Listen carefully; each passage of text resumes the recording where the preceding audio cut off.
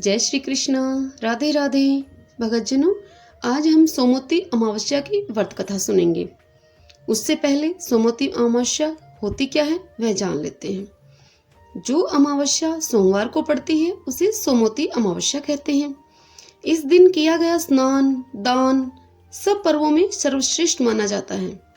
व्यास जी के वचन के अनुसार इस दिन मौन रहकर स्नान ध्यान करने से सहस्त्र गोदान का पुण्य फल प्राप्त होता है। इस दिन पीपल की 108 बार परिक्रमा करते हुए पीपल तथा विष्णु भगवान के पूजन का नियम है। प्रदक्षिणा के समय 108 फल अलग रखकर समापन के समय वेद पाठी ब्राह्मणों को दान देना चाहिए। यह स्त्रियों का प्रमुख व्रत है। सोमवार चंद्रमा का दिन है। इस दिन सूर्य तथा चंद्रमा एक सिधाई में स्थित रहते हैं, इसलिए यह पर्व विशेष पुण्य फल वाला माना जाता है। भगतजनों, अब सोमवती अमावस्या की व्रत कथा सुनते हैं। एक साहूकार के 7 बेटे 7 बहू और एक बेटी थी। साहूकार के घर एक जोगी भिक्षा लेने के लिए आया करता था, तो साहूकार की बहू उसको भिक्षा दे देती थी। और जब कभी साहूकार की लड़की भिक्षा लेकर आती तो जोगी भिक्षा लेने के लिए मना कर देता था और कहता, लड़की तो सुहागन है पर भाग्य में दुहाग लिखा है। यह सुनकर लड़की रोने लगती और सुबकने लगती। एक दिन उसकी माँ ने उससे पूछा, बेटी तुझे किस बात की चिंता है, तू क्यों रोती है? तो वह लड़की बोली, माँ एक जोगी भिक्षा लेने के लिए आता है और वह कहता है कि है तो सुहागन पर तेरे भाग्य में दुहाग लिखा है। यह बात सुनकर उसकी माँ बोली, उस जोगी की बात मैं सुनूंगी। अगले दिन माँ छिपकर बैठ गई। जोगी भिक्षा लेने के लिए आया तो लड़की भिक्षा देने लगी। इस बार भी जोगी ने वैसे ही कहा जैसे कि वह हर बार कहता था। इतनी बात सुनकर माँ निकलकर आई सामने और बोली, हम तो तुम्हें भिक्षा देते हैं और ऊपर से तुम हमें गाली देते हो। तब जोगी बोला, मैं गाली नहीं देता, मैं तो सच्ची बात कहता हूँ, इसके भाग्य में लिखा ही ऐसा है। तब उसकी माँ बोली, अगर तुम्हें इतना ही मालूम है तो इससे बचने का उपाय भी मालूम होगा। तब जोगी बोला, 7 समुद्र पार एक सोना धोबन रहती है जिसने सोमवती अमावस्या कर रखी है। अगर वह इसे आकर उस अमावस्या का फल दे दे तो इसका सुहाग बच सकता है और दुहाग टल सकता है, नहीं तो विवाह के समय शरप के काटने से इसके दूल्हे की मौत हो जाएगी। यह बात सुनकर लड़की की माँ बहुत रोने लगी। अब लड़की की माँ सोना धोबन के पास जाने लगी। तब रास्ते में बहुत तेज धूप पड़ रही थी, तो वह एक पीपल के पेड़ के नीचे बैठ गई। पेड़ पर गरुड़ पंखनी का बच्चा रहता था, जिसे सांप डसने आया तो साहूकारनी ने सांप को मार डाला और बच्चे को बचा लिया। जब गरुड़ पंखनी आई तो सब जगह खून देखकर साहूकारनी को चोंच मारने लगी। साहूकारनी बोली, मैंने तो तेरा बच्चा बचाया है। अब गरुड़ पंखनी बोली, तूने मेरे बच्चे को बचाया है तो तू मुझसे मांग, जो तू मांगना चाहे मुझसे वर मांग। साहूकारनी बोली, 7 समुद्र पार मुझे सोना धोबन के घर पे छोड़ाओ। अब गरुड़ पंखनी ने उसे सोना धोबन के घर पर छोड़ दिया। वहां जाकर साहूकारनी ने सोचा कि मैं अब इस सोना धोबन को कैसे मनाऊं जिससे कि ये अपनी अमावस्या व्रत के फल मेरी बेटी को देने के लिए तैयार हो जाए। सोना धोबन के घर में 7 बहुएं थी जो कि घर का काम काज करने के लिए आपस में हर समय लड़ती झगड़ती रहती थी। यह सब देख साहूकारनी ने एक उपाय सोचा।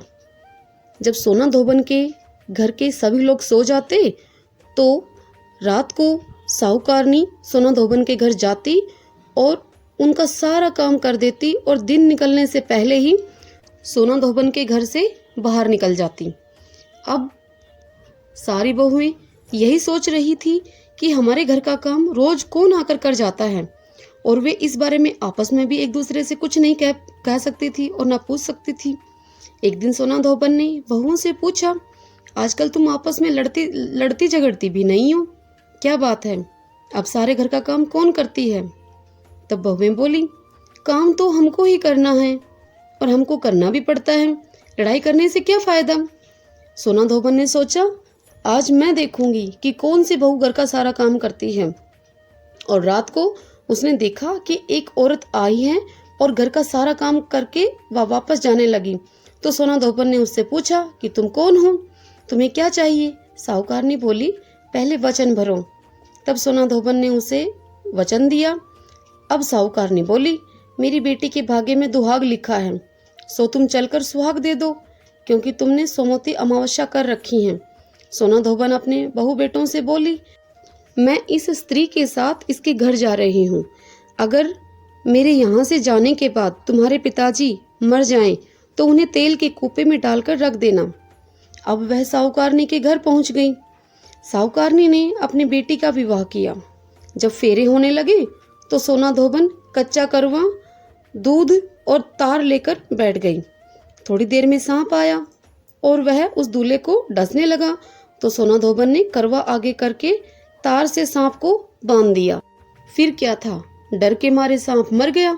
अब सोना धोबन ने उसे सुहाग दिया और बोली, जितनी अमावस्या मैंने करी हैं उन सब का फल साहूकार की बेटी को मिल जाए, और जो मैं आगे अमावस्या करूंगी उनका फल मेरे पति और मेरे बेटों को मिले। अब हर कोई वहां पर सोमवती की जय जय बोलने लगे। सोना धोबन जाने लगी तो साहूकार ने बोली कि कुछ मांग लो, तुमने मेरे जवाई को जीवन दान दिया है।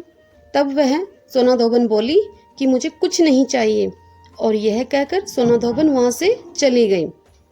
अब रास्ते में जब सोना धोबन 7 समुद्र पार करके अपने घर वापस आ रही थी, तब रास्ते में फिर से सोमवती अमावस्या की तिथि आ गई।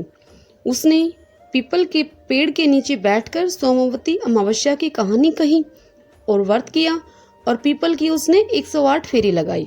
पीपल की पूजा करने के बाद जब वह घर पहुंची तो वहां जाकर उसने देखा कि उसका पति मरा पड़ा है। यह देख उसने जो रास्ते में जो अमावस्या का व्रत किया था, वह अमावस्या का फल अपने पति को दे दिया। इससे उसका पति जिंदा हो गया। तब सब लोग पूछने लगे कि तुमने ऐसा क्या किया जिससे कि यह जिंदा हो गया। तब वह बोली, मैंने तो कुछ भी नहीं किया।